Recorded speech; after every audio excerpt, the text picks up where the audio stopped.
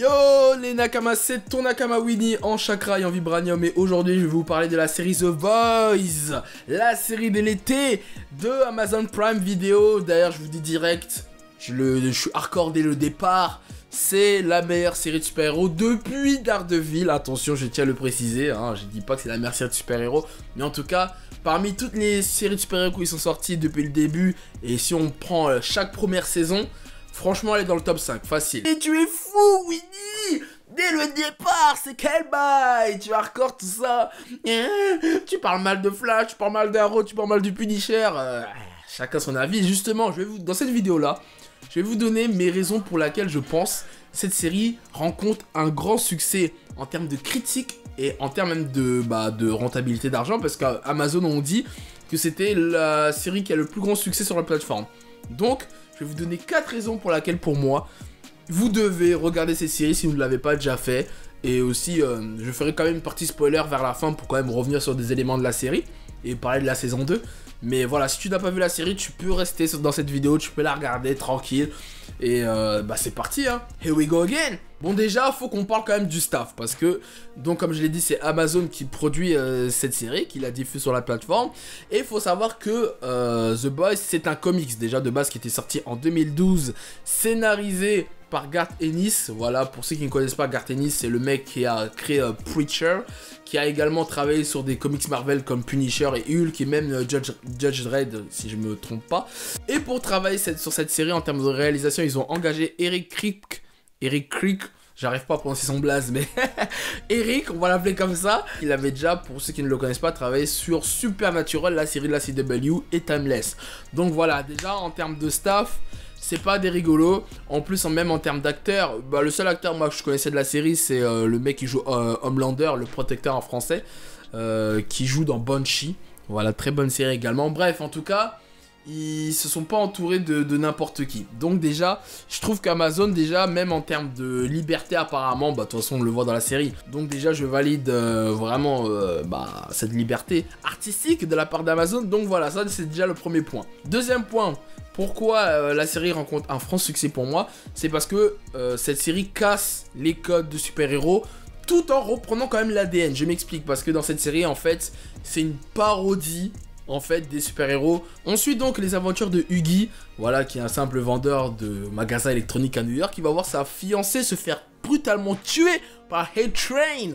Voilà, A-Train qui fait partie du groupe des Seven, qui est considéré un peu... c'est une Justice League remixée, quoi. De toute façon, je reparlerai des membres plus tard. Et en fait, A-Train, c'est un mec qui court super vite, et donc il percute sa copine, donc de Huggy, en pleine route. Et donc, le mec est sous le choc, forcément, tu vois, parce que la scène est en plus extrêmement violente. Et entre-temps, ce mec va se faire approcher par un certain Billy Butcher, un homme hardcore, très violent, qui lui révèle du coup que Vogue International, c'est la société qui produit et qui s'occupe de marketer l'équipe des super-héros, les Seven, qu'en fait se cache dans cette société un monde de crimes, qu'en fait les héros commettent des crimes et qu'en plus la société cache le bail, quoi. Et entre temps, en fait, on suit les aventures d'une nouvelle recrue des Seven, justement, qui s'appelle Starlight, qui va découvrir en fait la véritable nature des membres du groupe de l'intérieur, quoi. Elle va vivre vraiment la face cachée des héros. Et en gros, c'est ça un peu le speech, quoi. Et vraiment, c'est très hardcore, quoi. Donc, comme je l'ai dit, ils reprennent un peu les codes des super-héros, parce qu'il faut savoir que le comics, il est sorti en 2012. Et ils reprennent un peu les codes de super-héros qui sont, du coup, les 7 justiciers qui sont la Justice League. Donc, il y a le Homelander, voilà, qui est un peu le Superman... Dites-vous, en fait, c'est Superman, mais sans sa moralité, quoi, de justicier et d'homme de principe. C'est un mec qui s'en bat les reins de tout, mais très patriote. Il est patriote comme jamais, de toute façon, comme vous le voyez, il a un drapeau US carrément sur le dos. Mais voilà, le mec est douteux. Arrête à The Deep, l'homme poisson, et qui est Aquaman. Alors lui, c'est vraiment le Eke Washtain, quoi. J'en parlerai plus tard. Et en fait, justement, je trouve que... parce que ce comics, donc comme j'ai dit, il est sorti en 2012, donc c'est durant la période un peu de l'ère super-héroïque populaire dans la pop culture, avec le Marvel Cinematic Universe, le DCU, etc. Et moi je pense qu'en fait cette série elle est sortie au bon moment, parce que si cette série elle serait sortie par exemple il y a 10 ans, elle serait passée inaperçue. Parce que pour moi c'est un peu dans le... ça n'a rien à voir, hein, mais je trouve que c'est un peu le syndrome Watchmen dans le traitement des héros et de la société des super-héroïques. Et Watchmen, bon, c'est un très bon film, mais je pense que si Watchmen sortirait en film là aujourd'hui, je pense que il aurait fait un plus gros carton qu'il est à l'époque. Même si, tu vas voir, là, il y a la série qui sort à la rentrée. Je pense que là, si la série est bien évidemment, et que HBO a fait le taf, je pense que la série risque de faire très très mal en termes de critiques et de retombées, et même d'intérêt de la part du public. Parce que maintenant, les super-héros sont tellement populaires, et voilà, dès qu'il y a une petite pépite qui casse un peu les codes, comme on a pu le voir avec Deadpool il y a quelques années, Umbrella Academy, et là maintenant The Boys, le public est réceptif. Même si, peut-être un des problèmes, et ça je vais peut-être y revenir justement dans une des troisièmes raisons pour laquelle pour moi cette série a un grand succès, c'est le ton de la série.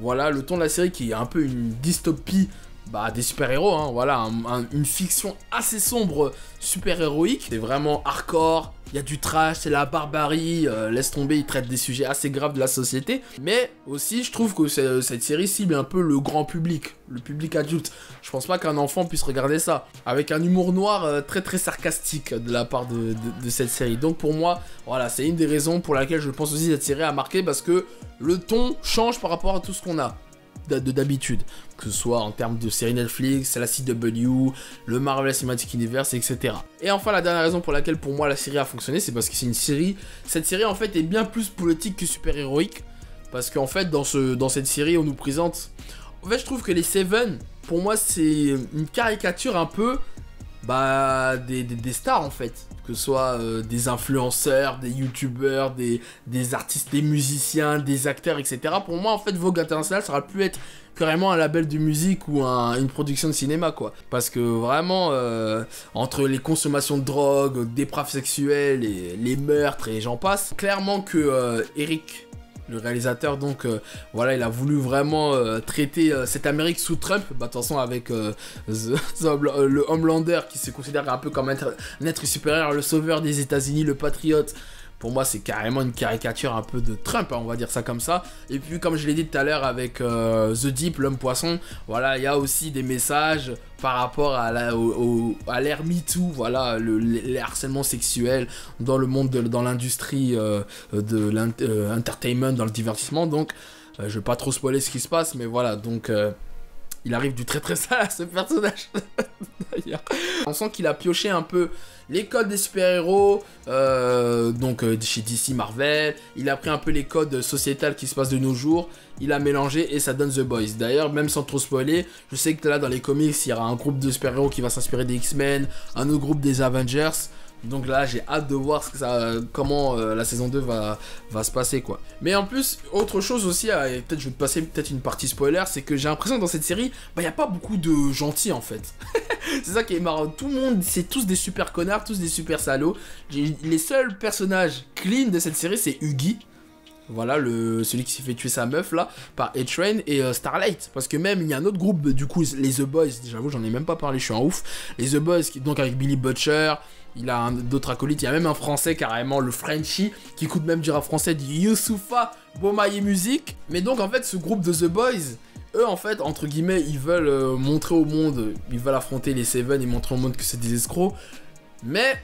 je vais pas trop spoiler, mais en fait, les motivations de Billy Butcher, au final, sont assez mystérieux pour le coup. En fait, quand tu connais la haine qu'il a contre les super-héros, c'est un peu du racisme, parce qu'en plus, il met tout le monde dans le même sac, quoi. C'est de la discrimination, et donc au final, tu te dis, est-ce qu'au final, lui-même, il est pas chelou, le mec. Surtout quand tu vois le twist de la fin de la série, bon, j'en parlerai dans la partie spoiler, mais au final, tu te dis, le mec, qu'est-ce qu'il va devenir? Est-ce qu'il va devenir un méchant? Est-ce qu'il va toujours rester clean? Mais en tout cas, voilà, pour moi, il n'y a pas de gentil dans cette série, à part Huggy et Starlight qui sont à peu près clean, on va dire. Mais voilà, en tout cas, si je peux dire un truc, c'est que, avant de passer à la partie spoiler, c'est que si dans notre vie actuelle, là, dans notre monde réel, il y aurait des super-héros, je pense que ça se passerait comme dans The Boys, et même encore pire, quoi. Donc voilà, c'est vraiment une bonne critique sociétale, je trouve, tout en reprenant les codes des super-héros. Donc The Boys, on valide.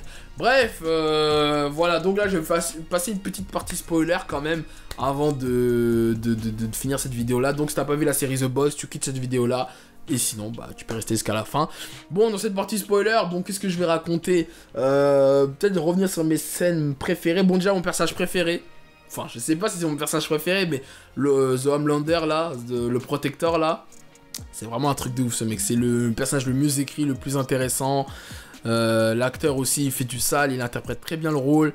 Et surtout la scène qui m'a le plus marqué, qui caractérise très bien le personnage et même la mentalité de la série. enfin l'état d'esprit du coup, c'est la scène de l'avion. Voilà, où t'as Maëv et lui qui sauve les passagers des terroristes là, et qui les laisse s'écouler parce que le mec soi-disant n'a même pas essayé d'ailleurs de soulever l'avion. Quand j'ai vu cette scène, j'ai dit non mais vraiment franchement je crois que j'ai jamais vu autant une scène qui m'a donné le froid dans le dos et aussi salaud de toute l'histoire du cinéma et de la série quoi. C'est vraiment, cette scène m'a vraiment marqué quoi. Tu te dis mais quel enfoiré le mec. Et après t'as aussi une autre scène, bah déjà même la scène du début hein, quand A-Train il tue sa copine, c'était hardcore de fou. Ah c'était très hardcore, ça m'a beaucoup marqué. Sinon j'aime beaucoup aussi le personnage de Starlight, parce que bon voilà, c'est vraiment la petite fille qui vient d'en bas, qui avait des rêves, qui idéalisait un peu les super-héros, au final qui rentre dans le showbiz, qui se fait maltraiter, harceler, et qu'elle doit prouver, c'est un peu une héroïne de shonen quoi, qui doit remonter la pente, et qui a des valeurs quoi. Le personnage que j'aime pas par contre c'est A-Train, oh là là, il fait chier, hein. J'aime pas ce personnage, j'aime pas A-Train, j'aime beaucoup aussi Billy Butcher, mais ouais celui que je déteste le plus je crois c'est The Deep, forcément, j'aime pas ce personnage. Même si à la fin il se fait violer quand même. Et sinon moi ce que je me pose comme question du coup c'est la fin de la série. Du coup le dernier épisode quand il y a Homelander qui ramène Billy Butcher devant la femme de Billy avec le fils. Mais là tu te dis merde, mais qu'est-ce qui va se passer pour la saison 2? Parce qu'au final toute la motivation de la saison 1 de Billy d'anéantir les Seven, bah au final, enfin ça sert, bon après il a quand même fait du sale à sa femme, mais lui il pensait que vraiment sa femme elle était morte à cause de Homelander, et au final elle est là quoi, avec son fils. Donc est-ce que le mec, Billy va pas se faire piquer par les produits, le sérum là de super-héros là de Vogue, et il va devenir lui-même un super vilain ou quelque chose comme ça, tu vois? Je sais pas, honnêtement je sais pas ce que la série nous réserve. En plus il y a des photos de tournage qui ont commencé, on voit que c'est toujours aussi cinglant. Donc voilà, hein, je pense que j'ai dit tout ce que j'avais à dire sur la série. En tout cas cette série vraiment, pour moi c'est la série de l'année. Franchement c'est une très grosse pépite. Et pour moi elle est dans, pour l'instant, on va voir comment la saison 2 va donner quoi. Mais si la saison 2 c'est du lourd, je vous le dis, pour moi elle est dans mon, c'est la meilleure série de super-héros après Daredevil. Parce que Daredevil c'est le GOAT quoi, c'est, y a pas à dire. Donc voilà, c'était en gros mon avis sur la série The Boys. Voilà, j'espère que je...